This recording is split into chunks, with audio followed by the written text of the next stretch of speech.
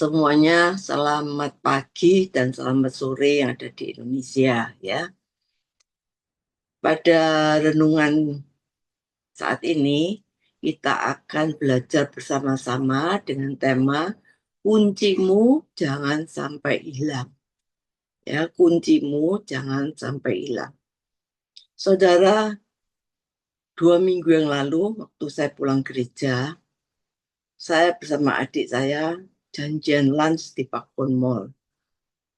Kembali adik saya bilang, sudah sopirmu suruh pulang aja, nanti kamu pulang sama aku. Karena adik saya ini rumahnya 3 rumah dari rumah saya, jadi tetangga. Ya, 3 rumah dari rumah saya. Nanti pulang sama aku aja, kita nanti minum di Excel, kopi dulu di Excelso. Sopirmu suruh pulang. Oke, akhirnya sopir saya disuruh pulang.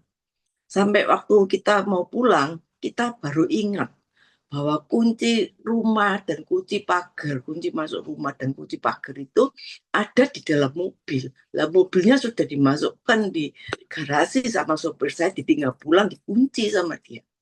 Sampai akhirnya, aduh, saya harus panggil sopir saya untuk bukakan kembali karena apa? Kuncinya ada ketinggalan di mobil.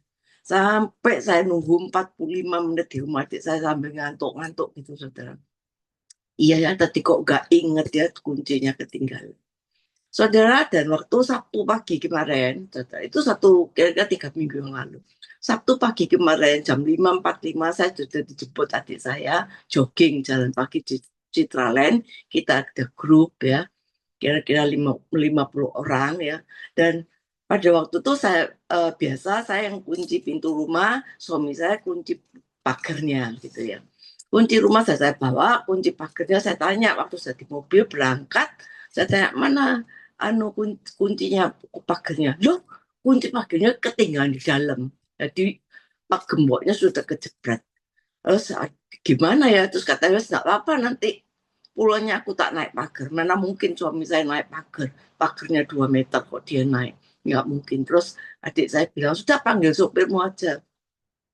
Suruh sopirmu nganter no kuncinya. Lah sopir saya ini baru masuk keluar rumah sakit di opnam kena pneumonia, saudara. Sehingga akhirnya dia keluar rumah sakit, tapi karena dia baik hati, dia akhirnya buka gemboknya terus tinggal pulang, saudara. Itu aduh susah benar. Jangan sampai kunci saudara ketinggalan atau hilang. Saudara, peristiwa ini memberi pelajaran buat saya. Jangan sampai kelupaan kunci. Jangan sampai kehilangan kunci lebih-lebih lagi. Apalagi Tuhan sudah memberi kita kunci kerajaannya kepada gereja. Pastikan kita tidak kelupaan dan tidak hilang. Sehingga kita tidak bisa membuka rencana Allah yang luar biasa. Oleh karena itu perenungan ini kita mau belajar dari Matius 16 ayat 18 sampai 19. Aku pun berkata kepadamu, engkau adalah Petrus, dan di atas batu karang ini aku akan mendirikan jemaat menguasainya. 19. Kepadamu akan kuberikan kunci kerajaan surga. Ya, kunci kerajaan surga. Dan apa yang kau lepaskan di dunia ini akan terlepas di surga. Wow, Tuhan memberikan pada saya dan saudara yang adalah gerejanya, yang dimaksud bukan bangunannya, tapi kita, saudara dan saya, sebagai gereja, Tuhan berikan kunci. Dengan kunci itu dikatakan sampai apa yang kamu ikat di bumi terikat di surga, dan apa yang kau lepaskan di bumi terlepas di surga. Saudara, kunci ini berbicara tentang apa? Tentang kuasa. Tuhan berikan kunci, yaitu kuasa kepada saudara dan saya. Kuasa untuk membuka, kuasa untuk melepaskan, kuasa untuk menutup, kuasa untuk mengikat, dan berbagai macam kuasa yang sangat dahsyat. Saudara, kalau kita sampai ketinggalan, kelupaan kunci kerajaan Allah ini, nanti hidup kita nggak bisa melihat kemuliaan Tuhan. Hidup kita tidak punya kuasa, hidup kita terikat, ya, jalan kita buntu, kita tidak bisa menerobos apa-apa, saudara. Kita mengalami kesusahan, kita tidak tahu mesti kemana, saudara. Kita menghadapi banyak kesulitan dengan kehilangan atau kelupaan kunci. Dan hari-hari ini banyak dari kita yang sedang mengalami keadaan atau sikon yang sedang tertutup, ya, banyak yang sedang terikat, ya, tidak ada jalan yang terbuka, doanya tertutup, apa-apa sulit, apa-apa susah, karena apa? Kelupaan, kehilangan kuncinya. Jangan sampai saudara dalam keadaan sikon sedang menghadapi ini, itu, sesuatu yang sudah hampir berkat di depan mata, karena kelupaan, kehilangan kuncinya, nggak ada kuncinya, nggak bisa buka, saudara. Kunci kerajaannya hilang, kunci kerajaannya kelupaan, kunci kerajaan ketinggalan. Dan saya berdoa, kunci yang kelupaan atau ketinggalan hari ini, saat ini, kembali di lewat tangan kita. Kunci kuasa Tuhan sudah diberikan pada kita.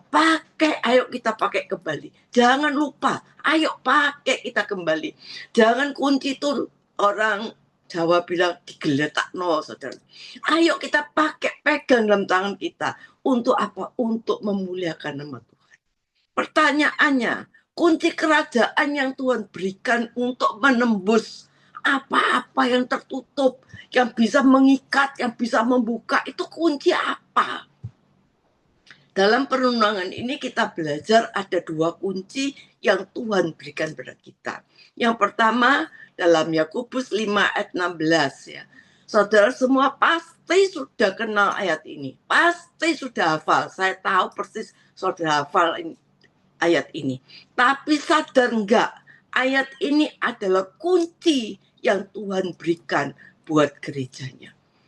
Kita baca bersama-sama, karena itu hendaklah kamu saling mengaku dosa dan saling mendoakan supaya kamu sembuh. Doa orang yang benar bila dengan yakin didoakan sangat besar kuasanya. Saudara, saya percaya semua hafal dengan ayat ini. Tapi sadar enggak? Ini ayat kunci kerajaan surga yang Tuhan berikan. Yang Tuhan berikan buat kita ketika kita sedang menghadapi sikon-sikon yang kayaknya susah ditembus, susah diterobos, doa bertahun-tahun belum dijawab, ya, sesuatu yang susah dibuka, sikon yang mengikat hidup kita. Ternyata kunci kerajaan ini siap loh saudara menerobos dan membuka namanya. Namanya apa? The power of prayer. Kuasa doa. Saudara, tapi kuasa doa yang bagaimana? Yang betul-betul jadi kunci kerajaannya. Karena ayat-ayat di Alkitab sering kita baca, hendaklah kamu berdoa, tetaplah berdoa. Jangan sampai tidak berdoa. Berdoalah senantiasa. Banyak ayat yang berdoa. Tapi bagaimana ayat doa yang sungguh-sungguh menjadi kunci kerajaan surga? Yang pertama dikatakan, kalau ada orang benar, ya, nomor 1 harus benar. 2, lalu orang benar ini berdoa, ya. Lalu yang ketiga, lalu orang benar ini berdoa dengan iman, ya. Jadi ada 3 loh, 3 komponen yang harus komplit. Yang pertama harus benar, terus yang kedua terus berdoa, yang ketiga berdoa dengan iman. Ini ternyata kunci kerajaan yang Tuhan berikan buat kita. Kunci kerajaan ini dikatakan dalam Alkitab. Ternyata berkata, besar kuasanya. Besar kuasanya, saudara. Kunci kerajaan ini besar kuasanya. Ternyata apa yang kita pikir tidak bisa kita terobos. Apa yang kita pikir tidak bisa kita buka. Apa yang kita pikir tidak bisa kita ikat. Apa yang kita pikir tidak bisa kita tembus. Sampai kadang-kadang kita ini berharap-harap cemas. Harap-harap kayaknya sesuatu yang kosong. Harap-harap kok nggak pernah selesai. Kok nggak pernah terjadi.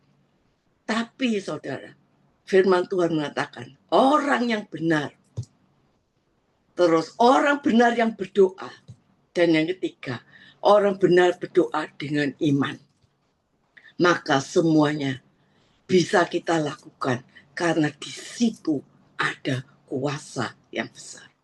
3 komponen ini satu kesatuan, tidak bisa dipisahkan.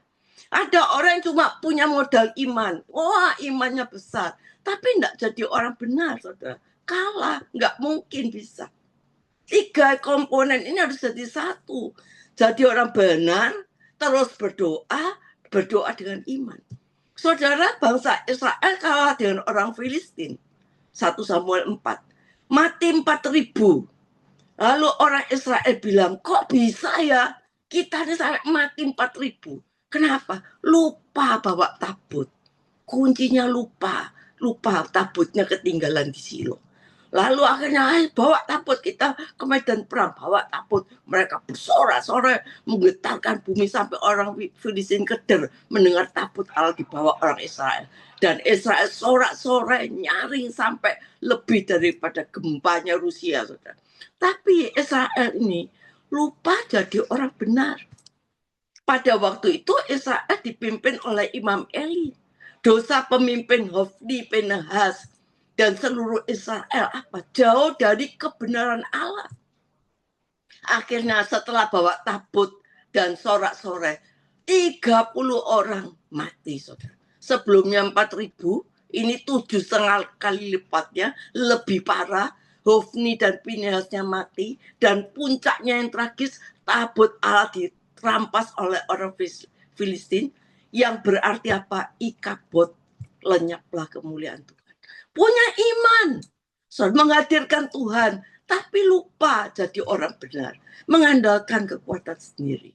Karena itu Yakobus 5 ayat 16 ini mengajari kita untuk kita mengalami yang supranatural dengan Tuhan, mengalami yang adikodrati dengan Tuhan. Makanya 3 komponen ini kunci kerajaan surga yang Tuhan berikan buat gerejanya tidak bisa dipisahkan. Jadilah orang yang benar, sungguh-sungguh benar. Terus orang benar yang sungguh-sungguh berdoa. Dan orang benar yang berdoa dengan iman akan menerobos semua yang susah ditembus dan diterobos untuk kemuliaan nama Tuhan. Saudara mungkin lapar, katakan Tuhan kami lapar. Kami percaya kalau kami berdoa minta roti, Tuhan tidak pernah kasih batu. Kalau kami minta telur, Tuhan tidak kasih kami kalajengking. Kalau Tuhan kita minta daging, Tuhan tidak kasih ular. Doanya kencang, tutup dengan kata kami percaya berkat-Mu tidak pernah terlambat. Kami percaya apa dipersatukan Allah nggak bisa diceraikan oleh manusia. Kami yakin nggak tahu caranya gimana. Ini sudah parah rumah tangga saya, nggak tahu caranya gimana. Tapi aku percaya itu firman pasti terjadi. Dengan iman, doanya kencang, tapi benar dulu. Saudara, saya pernah ingat waktu saya tur di Cina. Dikatakan tuh leadernya, di sini ini ada cerita tentang petani miskin. Pada waktu itu di Tiongkok terjadi musim salju yang berkepanjangan. Sampai petani ini kelaparan, saudara. Habis persediaan makan, tabungan juga habis. Mereka berdoa, saudara. Mereka satu meja makan berdoa dengan anak-anak. Mereka sudah kehabisan semua simpanan makanan, tabungan habis. Suatu hari ketika dia berdoa, saudara kelaparan, saudara lalu ada orang yang melempar bebek, saudara. Saudara kaget ya, kok dilempar bebek ya. Waduh, dia bisa makan, saudara. Dia akhirnya dipegang bebeknya, ini masih hangat. Kelihatannya baru mati, saudara. Wah, potong, saudara, bebeknya. Tapi sampai di lehernya itu, saudara, susah dipotong. Ini ceritanya, saudara, waktu itu dikatakan. Ini di rumah orang kaya, saudara, di situ banyak bebeknya. Pisau tuh nggak bisa motong lehernya bebek, saudara, digolok-golok, saudara. Akhirnya ternyata di lehernya itu ada kalung emas, saudara.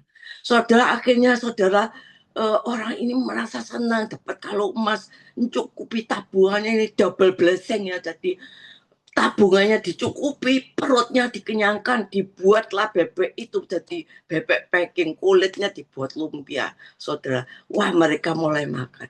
Besok paginya mereka terdengar bahwa ada rumah orang kaya itu memecat semua pegawainya. Karena apa? Dicurigai bebeknya tuh hilang dan kalungnya emas itu hilang. Tidak ada yang ngaku, dipecat semua. Terus warga petani ini sudah kedengaran, dia akhirnya pergi ke tempat orang kaya ini. Dia bilang, sampaikan bahwa dia tuh dapat bebek, ini kalungnya. Benar ini punyamu. Akhirnya satu PRT-nya tuh ngaku, memang itu bebek tuh mati, saya takut.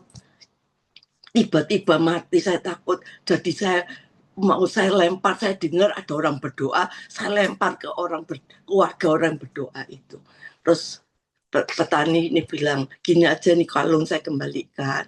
Nanti kalau sudah tidak musim dingin saya bekerja, saya kembalikan bebeknya ini kembali kepada Bapak. Saudara, namanya orang kaya ini bisa terharu. Lihat petani miskin yang punya attitude baik, punya karakter yang baik, gara-gara ini, saudara, majikannya ini mengangkat petani ini menjadi kepala bagi semua karyawannya. Cerita ini membuka saya, selain kita menjadi orang benar, berdoa, punya iman, ada kunci kerajaan yang kedua diberikan pada gereja. Jangan lupa, gereja mesti bangun attitude dan karakter yang baik. Saudara, itu kunci kerajaan yang bukan adikodrati, yang bukan natural. Ya, yang natural, bukan supranatural. Yang pertama tadi, yang supranatural, adikodrati, ya. Orang benar berdoa, ya, berdoa dengan iman, supranatural terjadi, saudara. Tapi Tuhan juga pernah bekerja secara supaya secara natural juga, saudara. Waktu orang-orang lapar, Yesus bisa doakan. Mendadak mungkin semua kenyang. Tapi Yesus nggak lakukan itu kan. Dia katakan, kasih makan. Yesus bisa nggak terus mereka langsung menjadi kenyang tanpa apa-apa. Enggak, tapi Yesus dengan cara natural. Kasih mereka makan. Nggak ada, Tuhan, ini cuma 2.000 dinar. Nggak cukup. Cari lagi. Apalagi 5 roti 2 ikan. Oke, akhirnya mereka, murid-muridnya makan dengan kenyang. Saudara, ini cara natural. Saudara, kalau kita membangun satu attitude yang baik, karakter yang baik, maka saudara, ini adalah kunci kerajaan surga yang kedua. Saudara ingat cerita Lazarus waktu dibangkitkan di Injil Yohanes. Waktu Lazarus sakit, Maria Marta memberikan kabar kepada gurunya bahwa Tuhan, ini saudara saya sakit keras dan sangat keras, orang yang Tuhan kasih. Saudara, tapi Yesus mendengar kabar itu sengaja tidak datang. Ketika beberapa hari kemudian Yesus datang, Marta ketemu Yesus. Marta rasanya ketemu bilang apa? Tuhan, coba engkau datang kemarin. Saya yakin saudaraku tidak mati. Sekarang sudah mati, sudah dikubur 4 hari. Saudara, sepertinya perkataannya Marta ini sangat menyalahkan Tuhan Yesus. Ya, dan Tuhan bilang, aku kebangkitan yang hidup. Iya, nanti akhir zaman baru dibangkitkan. Terus Tuhan Yesus mengatakan, enggak, aku akan bangkitkan. Yesus sepertinya jengkel ya dengan suara dari Marta ini. Tapi pada waktu itu Marta berkata kepada Maria, itu guru kita datang. Saudara, waktu Maria ketemu dengan Yesus, tidak ngomong bicara A, tidak ngomong B. Dia tersungkur, dia sujud dulu. Dalam arti dia bersyukur kau sudah datang. Dia sujud menyembah. Dan perbuatan Maria ini, saudara, attitude yang baik, ya, karakter yang baik ini membuat hati Yesus masgul, menjadikan hati Yesus iba. Menangislah Yesus dan langsung menjamah hati Yesus, saudara, dari yang natural menjadi supranatural. Lalu saudara, kita mesti belajar tentang attitude.